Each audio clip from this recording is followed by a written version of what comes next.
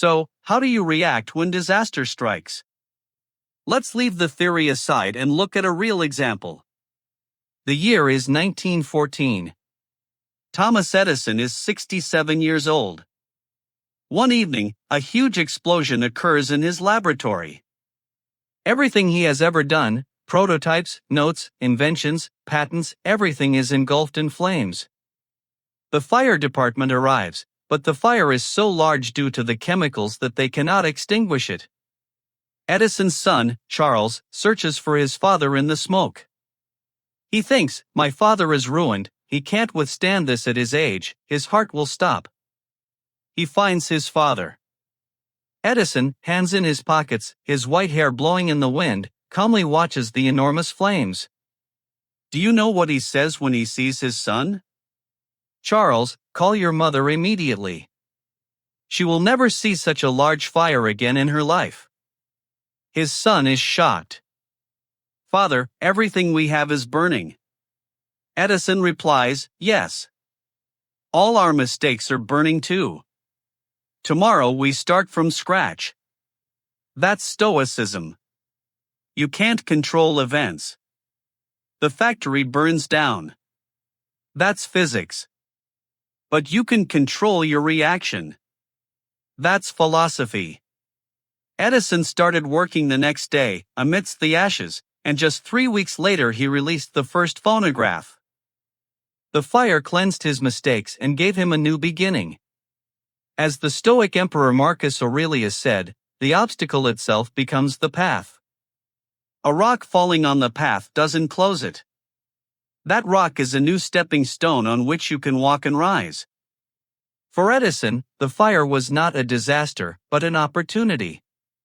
For you too, separation, bankruptcy, or failure can be the wildfire needed for a new version of yourself to be born.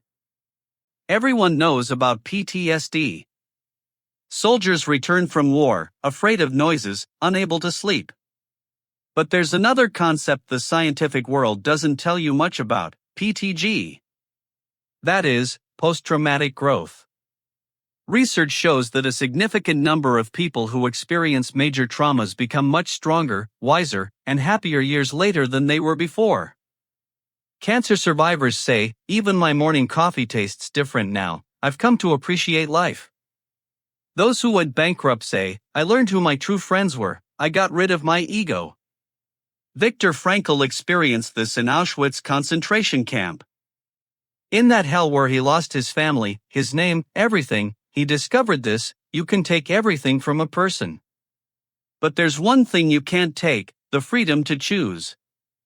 The Nazis could beat him, but they couldn't enter his mind. Frankl found meaning in that suffering. I endure this suffering because I will tell people about this experience in the future and heal them. He transformed pain from meaningless suffering into a duty. The pain you are experiencing right now may seem like injustice. But if you give it meaning, if you say, this pain is educating me, this pain is strengthening me, then you become Hydra. Pain doesn't kill you, it upgrades you. The philosophy is over. Now it's time for action. You can't build this mental fortress from where you're sitting. As David Goggins said, you have to calm your mind. Your hands become calloused, hardened, and no longer hurt when you do heavy work. Your mind is like that too.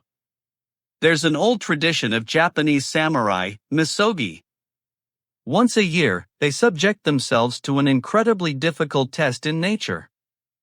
Standing for hours under an icy waterfall. Climbing a sacred mountain in one go. The rule is, you won't risk dying, but it will be so difficult that you'll ask yourself, can I do this? Modern misogi is this: step outside your comfort zone, of your own free will. Take a shower with ice-cold water every morning. Run a marathon once a year, or take the stage in a field you know nothing about. Don't eat that sweet treat when you really crave it. Jump out of bed when you don't want to get out. Neuroscientist Andrew Huberman proved that a region in our brain called the anterior mid-cingulate cortex grows during tasks we do not want to do. This is the center of the will to live. Superelders have this region enormously large, while depressed individuals have a tiny one. Expose yourself to a small challenge every day. This way, when life throws a real tragedy at you, you won't collapse. Because you'll be trained. Your mind will be hardened. Finally, stop being ashamed of your wounds. There's a technique in Japanese art called kintsugi. When a valuable vase breaks, they don't throw it away. They mend the pieces with a resin mixed with gold dust. The vase becomes more beautiful, more valuable, and stronger than before. Because now it has a story. Those golden cracks are its experience. It has been broken and healed. You are that vase. You broke. You made a mistake. You fell. This is not the end. This is an opportunity to be mended with gold. What makes you you is not your smooth, inexperienced surface, it is those golden cracks. As Nietzsche said, amor fati. Love the fire. Love the wind. Love your enemy that challenges you. Because if you are a candle, they will extinguish you. But if you are a fire, they will raise you to the heavens. Now decide. Will you break and remain on the ground? Or will you be mended with gold and become a legend? The choice is yours.